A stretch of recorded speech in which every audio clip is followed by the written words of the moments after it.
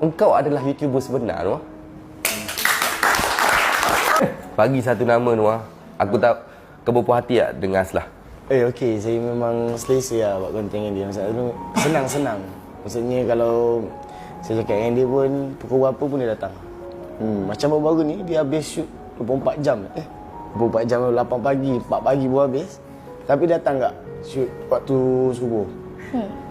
Tapi Noah, aku sebenarnya seluruh ni aku tak ada banyak nak cakap pun. Tak ada banyak pun nak tanya. Banyak aku nak bagi tahu. Banyak aku nak ngomong. Untuk Noah, macam aku cakap hari tu lah. Masa nak ambil kau menang crowd. Tapi apa yang kita orang takut sebenarnya nak ambil kau adalah mampu tak kau jadi YouTuber?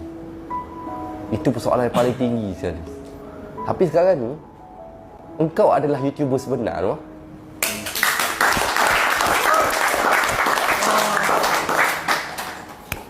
Aku tak tahu siapa yang nak bangkang apa yang aku cakap ni. Tapi you are the great YouTuber yang AI tak pernah ada pun.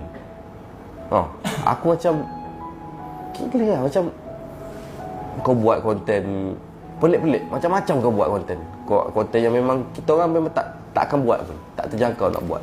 So, benda tu ada kelebihan dari diri kau dan tempat apa semua kan. Cuma apa nak cakap, aku sangat tidak menyesal ambilmu masuk dalam AI team. Antara yang paling aku tidak menyesal untuk New Gen 2026.